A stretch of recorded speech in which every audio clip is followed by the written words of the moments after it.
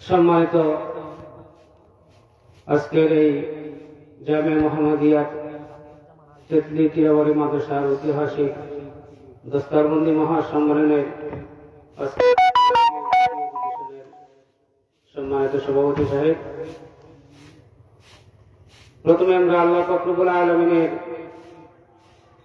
দরবারে শুকর ও সুজুদ আদায় করি যে আল্লাহ তাবারক ওয়া তাআলা আমাদেরকে দয়া এবং মায়া করে উক্ত মজলিসে বসার কিছু বলা শোনার তৌফিক দান করেছে। সেই জন্য আমরা অন্তরস্থল থেকে কালিমাতুশ শুকরিয়া আদায় করি আলহামদুলিল্লাহ।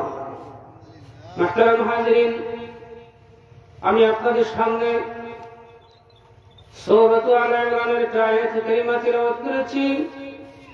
তিলাওয়াতকৃত আয়াতে আল্লাহ পাক রব্বুল আলামিন মানবতা মুক্তির সনদ বিশ্ব নবী রাহমাতুল লিল আলামিনকে উদ্দেশ্য করে বলেন, ও নবীজি মুহাম্মদ রাসূলুল্লাহ সাল্লাল্লাহু আলাইহি ওয়াসাল্লাম, ইন কুনতুম তুহিব্বুনাল্লাহ, আপনি আমার প্রিয় বান্দাদেরকে বলে দিন, তারা যদি আমি আল্লাহ পাক রব্বুল আলামিনকে ভালোবাসতে যদি চায়, ইউহিব্বুকুমুল্লাহ, আল্লাহকে যদি তারা ভালোবাসতে চায় তাহলে তুমি নবীকে যেন ভালোবাসে।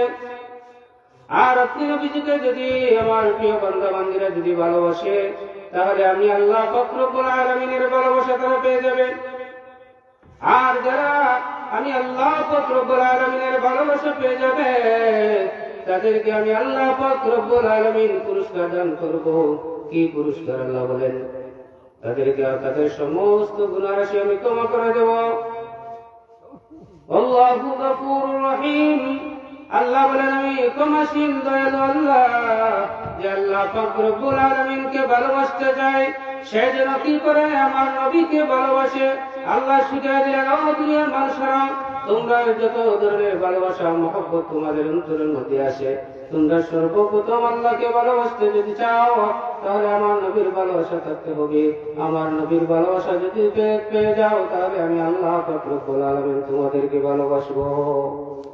মাহতারাম হাজিরিন, শুধু তাই নয়, হযরত আনাস রাদিয়াল্লাহু তাআলা আনহু থেকে বর্ণিত বুখারী মুসলিমের হাদিস, হযরত আনাস রাদিয়াল্লাহু তাআলা আনহু বর্ণনা করেন, হুজুর পাক সাল্লাল্লাহু আলাইহি ওয়াসাল্লাম ফরমাইছেন, লা ইউমিনু আহাদুকুম হাত্তা আকুনা আহাব্বা ইলাইহি মিন ওয়ালিদিহি ওয়া ওয়ালাদিহি ওয়ান নাসি আজমাইন। হুজুর পাক সাল্লাল্লাহু আলাইহি ওয়াসাল্লাম ফরমাইছেন, হে আমার উম্মতেরা, তোমরা ততক্ষণ পর্যন্ত পরিপূর্ণ ঈমানদার হতে পারবে না যতক্ষণ পর্যন্ত আমি তোমাদের কাছে তোমাদের পিতা মাতার চাইতে, তোমাদের ছেলে মেয়ের চাইতে, তোমাদের সন্তানাদির চাইতে, এমনকি দুনিয়ার সব মানুষের চাইতে যতক্ষণ পর্যন্ত আমাকে তোমরা বেশি প্রিয় মনে করবে, বেশি ভালো না বাসবে, ততক্ষণ পর্যন্ত তোমরা পরিপূর্ণ ঈমানদার হতে পারবে না। এই জন্য সাহাবায়ে কেরাম নবীকে আল্লাহকে কি রকম ভালোবাসতেন? হযরত উবাইদ রাদিয়াল্লাহু তাআলা আনহু বর্ণনা করেন, সেদিন আল্লাহ এবং আল্লাহর দিনকে ভালোবাসার কারণে, আল্লাহকে ভালোবাসার কারণে, দ্বীন ইসলামকে ভালোবাসার কারণে তার প্রতি এত স্টিম রুলার চালানো হয়েছিল, জুলুম নির্যাতন চালানো হয়েছিল। একবার হুজুর পাক সাল্লাল্লাহু আলাইহি ওয়াসাল্লাম তার পোশাক মোবারক খুলে দেখেন তার শরীরের মধ্যে মাংসের কোনো চিহ্ন নাই, সব শুধু হাড্ডি আছে। জিজ্ঞেস করা হয়, ও উবাইদ, তোমার এই অবস্থা কিসের জন্য হয়েছে? তিনি উত্তর দিলেন, ইয়া রাসূলুল্লাহ, আল্লাহ এবং আল্লাহর দ্বীনকে, আল্লাহর রাসূলকে ভালোবাসার কারণে আমার উপরে তো জুলুম নির্যাতন করা হয়েছে, এরপরে আমি সহ্য করেছি, কারণ আমি আল্লাহ এবং আল্লাহর রাসূলকে ভালোবাসি, এই দ্বীনের উপর ঈমান আনয়ন করেছি। শুধু তাই নয়, হযরত বেলাল রাদিয়াল্লাহু তাআলা আনহু হাবশী গোলাম এবং অত্যন্ত কালো কৃতদাস হওয়ার কারণে কিন্তু তার উপরে এত পরিমাণ জুলুম নির্যাতন চালানো হয়েছিল, কিন্তু হযরত বিলাল এরপরেও তার কি করেন নাই? আল্লাহ এবং আল্লাহ রাসূলের মহব্বত থেকে, ভালোবাসা থেকে একটু পিছপা হয় নাই।